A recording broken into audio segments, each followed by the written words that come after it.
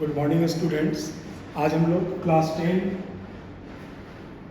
CBSE का quadratic equation start करने वाले हैं, जिसमें कुल 5 टॉपिक आज हम लोग डिस्कशन करेंगे। जिसमें से पहला टॉपिक है इंट्रोडक्शन ऑफ क्वाड्रेटिक इक्वेशन, दूसरा टॉपिक है रूट्स ऑफ क्वाड्रेटिक इक्वेशन, तीसरा nature of roots of the quadratic equation, and चौथा relation between roots and coefficient of quadratic equation, and पांचवा how to find the quadratic equation when roots are given. तो एक एक करके ये पांचों topic को हम लोग डिस्कस करेंगे इस वीडियो में। तो पहला हम लोग स्टार्ट करते हैं इंट्रोडक्शन। इसका भाई तो क्वाड्रेटिक इक्वेशन का इंट्रोडक्शन। तो सबसे पहली बात है कि क्वाड्रेटिक इक्वेशन कहते हैं किसको अगर है तो equation in the form of ax² plus bx plus c equal to 0, इसको हम लोग कहते हैं क्वाड्रेटिक इक्वेशन। तो क्वाड्रेटिक इक्वेशन मतलब ax² plus bx plus c equal to 0, जिसमें ये a, ये b और ये c ये रियल नंबर है और a is not equal to 0 होगा। मतलब कि अगर a 0 हो जाएगा तो फिर ये क्वाड्रेटिक इक्वेशन न रह करके लीनियर इक्वेशन बन जाएगा। इसीलिए याद रखना है कि यहाँ जो a, b और c है इसको हम लोग रियल नंबर होगा और a is not equal to 0 होना चाहिए क्वाड्रेटिक इक्वेशन के लिए, और इसको हम लोग standard form of quadratic equation भी कहते हैं। उसके बाद एक और चीज याद रखना है क्वाड्रेटिक इक्वेशन के लिए कि डिग्री जो होना चाहिए इक्वेशन का, डिग्री ऑफ इक्वेशन जो होना चाहिए वो 2 होना चाहिए। अब सबसे बड़ी बात कि भाई हम लोग डिग्री किसको कहते हैं, व्हाट इज डिग्री। तो डिग्री का मतलब जो हो जाता है वो मैक्सिमम पावर ऑफ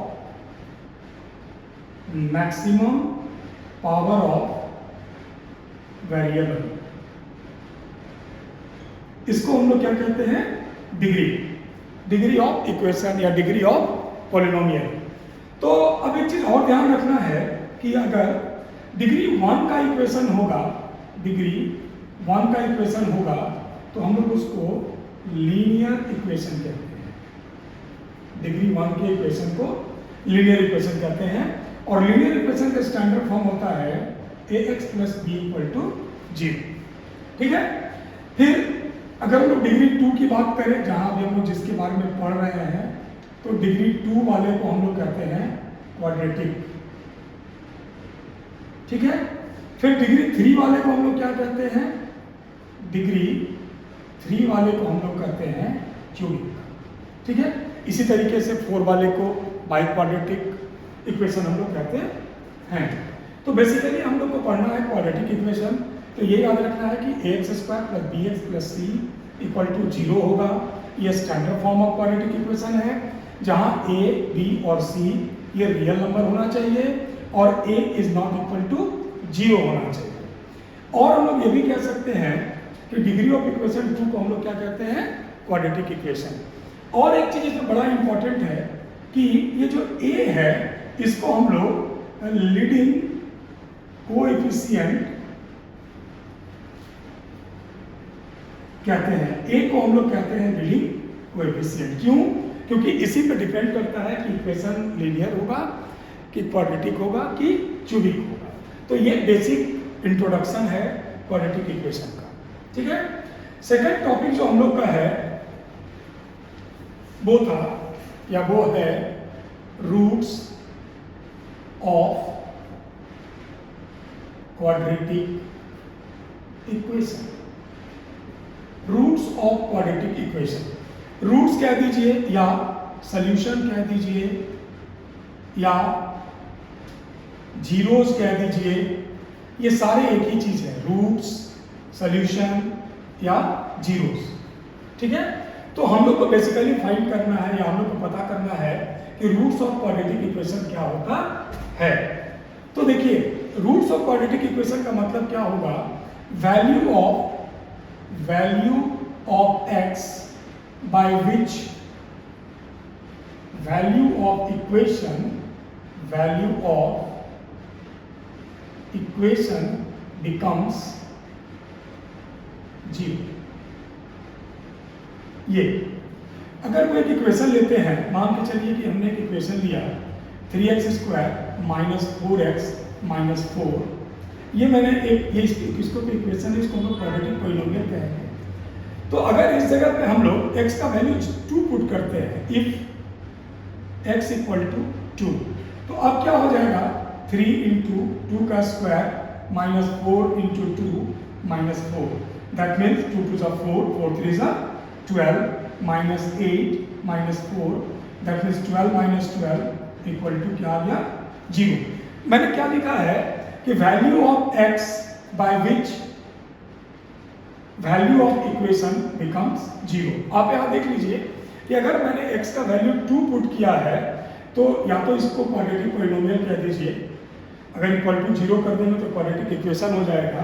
अगर 2 पुट किए हैं तो आप देखिए कि इस पॉलिनोमियल का वैल्यू कितना आ गया 0। तो हम लोग कह सकते हैं कि ये जो 2 है ये इसका जीरोस है या रूट्स है, ठीक है। तो इस तरीके से हम लोग क्या कह सकते हैं कि रूट्स ऑफ क्वाड्रेटिक इक्वेशन क्या हो गया कि कोई एक x का वैल्यू जिसको इक्वेशन में पुट कर दें और वो इक्वेशन को 0 कर दे तो हम लोग उसको रूट्स ऑफ इक्वेशन कहते हैं या रूट्स ऑफ क्वाड्रेटिक इक्वेशन कहते हैं, ठीक है। तो क्वाड्रेटिक इक्वेशन के बेसिकली 2 रूट्स होंगे, 2 रूट्स होगा क्वाड्रेटिक इक्वेशन का। तो लीनियर इक्वेशन का 1 रूट होगा, क्यूबिक इक्वेशन का 3 रूट्स होगा। तो एक चीज हम लोग को याद रखना है कि क्वाड्रेटिक इक्वेशन के सिर्फ और सिर्फ 2 ही रूट्स होंगे। वो 2 रूट्स को हम लोग, एक रूट को हम लोग अल्फा कहते हैं और दूसरे रूट को बीटा कहते हैं। मतलब कि किसी भी इक्वेशन में जैसे हमने लिखा था 3x² माइनस 4x माइनस 4, तो इसमें x का सिर्फ 2 वैल्यू आएगा जिसको पुट करेंगे तो इसका वैल्यू को वो 0 कर देगा, ठीक है। तो क्वाड्रेटिक इक्वेशन के कितने रूट्स होंगे 2, क्लियर है। अब ये जो रूट्स की हम लोग बात करते हैं तो रूट्स के बाद अगला टॉपिक आता है जिसका नाम है nature of roots. Nature of roots, ये रूट्स कैसा होगा, इसका नेचर क्या होगा, ये बताना पड़ता है क्वेश्चंस में कि जो आपको क्वाड्रेटिक इक्वेशन दिया गया है उसका जो रूट्स निकलेगा उसका नेचर कैसा होगा। नेचर कैसा होगा मतलब रियल होगा, इमेजिनरी होगा, डिस्टिंक्ट होगा, इक्वल होगा, ये सब पता करना होता है हम लोगों को। तो उस टॉपिक का नाम होता है नेचर ऑफ रूट्स।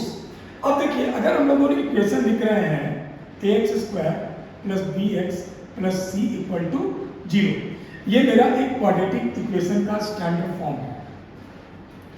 तो अगर हम लोग को नेचर ऑफ रूट्स निकालना होता है तो बेसिकली रूट्स जो है ये रूट्स डिपेंड्स ऑन डिस्क्रिमिनेंट,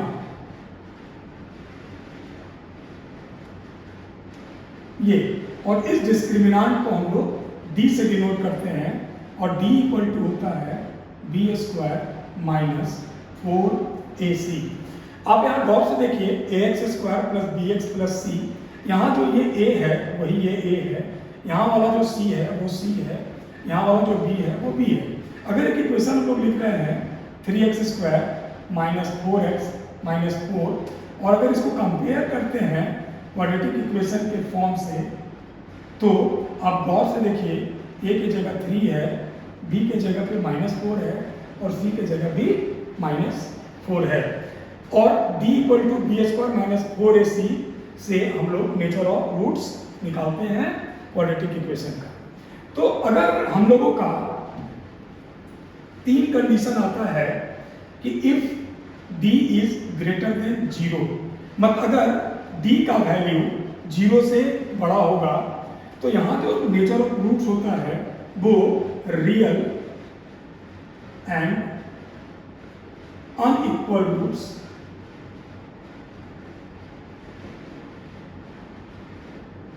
होगा।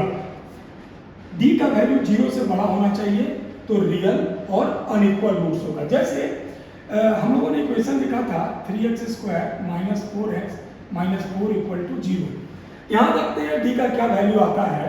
तो इस जगह पे अगर हम लोग कंपेयर करते हैं ax² plus B X plus C equal to 0 से, तो ए का वैल्यू 3 आता है, बी का वैल्यू -4 आता है, सी का वैल्यू -4 आता है। और अब अगर हम लोग डी निकालते हैं, मतलब बी स्क्वायर -4ac का वैल्यू निकालेंगे, तो बी आप देखिए -4 है, तो -4 का स्क्वायर -4 इंटू ए इंटू सी, -4 का स्क्वायर हो जाएगा 16 माइनस प्लस 4 4 16, 16 3 48। अब ये कितना हो जाएगा 64, ये आ गया।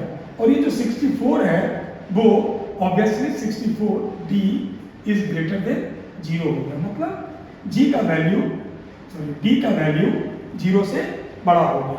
अब 0 से बड़ा हो गया 64, तो पता क्या चला कि जब डी का वैल्यू 0 से बड़ा होता है तो रियल एंड अनइक्वल रूट्स होता है, मतलब इसके जो रूट्स होंगे वो रियल होंगे, और अनइक्वल का मतलब alpha is not equal to beta, ये ध्यान रखना, ठीक है।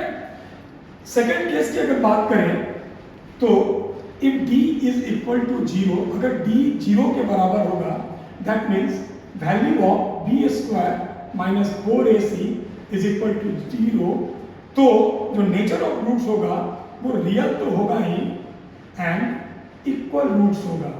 इक्वल रूट्स का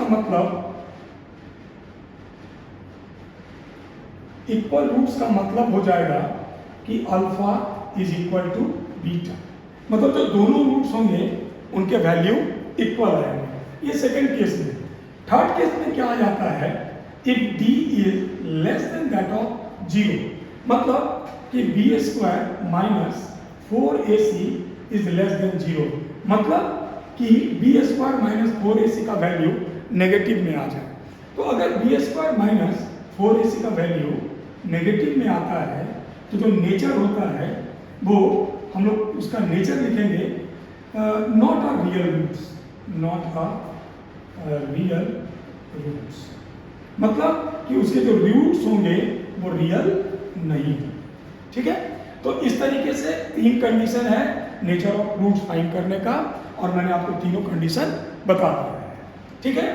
इसके बाद नेचर ऑफ रूट्स तो हम लोग पढ़ लिए। नेचर ऑफ रूट्स के बाद आता है relation between roots and coefficient.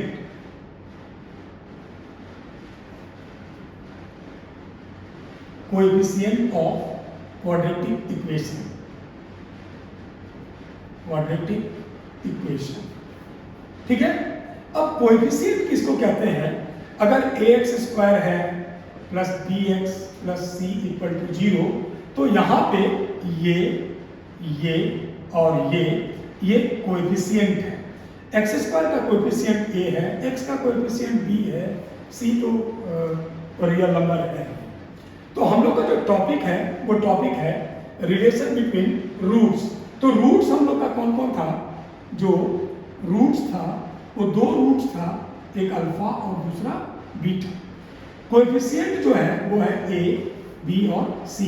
तो अल्फा और बीटा और a, b, c का रिलेशन क्या होता है एक क्वाड्रेटिक इक्वेशन में, यही हम लोगों को जानना है। तो जैसे रूट्स की बात करते हैं अगर हम लोग, तो सम ऑफ रूट्स जो होता है वो -b/a होता है, मतलब इन दोनों रूट्स का अगर हम सम निकालेंगे तो वो -b/a के बराबर होता है। प्रोडक्ट ऑफ रूट्स की बात अगर करते हैं वो c/a के बराबर होता है। तो ये बेसिक 2 रिलेशन है रूट्स और coefficient of a quadratic equation के बीच। मैंने क्या कहा कि रूट्स 2 होंगे क्वाड्रेटिक इक्वेशन के, अल्फा और बीटा, और जो कोएफिशिएंट होंगे वो a, b और c होंगे। रिलेशन जो होगा वो होगा alpha plus beta, that means sum of roots is equal to -b/a and product of roots c/a। अब देखिए एक एग्जांपल से आपको बताएं, अगर मेरा इक्वेशन हो 3x square minus 4x minus 4 equal to 0, और अगर हम लोगों को सम ऑफ रूट्स निकालना हो तो ये क्या हो जाता है -b/a। अब इसमें b कितना है, आप गौर से देखिए, b है -4, मतलब -4, और a कितना है 3, ये कितना हो जाएगा माइनस माइनस प्लस 4/3, मतलब सम ऑफ रूट जो आ गया वो आ गया हम लोगों का 4/3। प्रोडक्ट ऑफ रूट्स की अगर बात करेंगे तो वो c/a होता है। अब गौर से देखिए, इसमें c है -4 और a है 3, इसका मतलब कि जो प्रोडक्ट ऑफ रूट्स आएगा वो -4/3 आएगा। इस तरीके से हम लोग फाइंड कर सकते हैं relation between roots and coefficient of quadratic equation. ठीक है, लास्ट आज का जो पांचवा टॉपिक है और जो लास्ट टॉपिक है आज का, वो है how to find a quadratic equation, how to find a quadratic equation if roots are given, अगर रूट्स दिया हुआ हो तो आप क्वाड्रेटिक इक्वेशन कैसे फाइंड करेंगे। तो इसके लिए एक फॉर्मूला है x² minus sum of roots into x plus product of roots equal to 0। मतलब x² minus sum of roots into x plus product of root equal to 0, इस पे पुट करके हम लोग आसानी से क्वाड्रेटिक इक्वेशन निकाल सकते हैं। ठीक है, तो ये चौथा टॉपिक है। पांचवा टॉपिक हम लोगों का है how to find a quadratic equation of roots, how to find a quadratic equation if roots are given. तो ये फॉर्मूला आप अप्लाई करेंगे x² minus sum of roots into x plus product of roots equal to 0, तो इससे आपका ये problem solve हो जाएगा। ठीक है, तो आज के लिए इतना ही, बाय।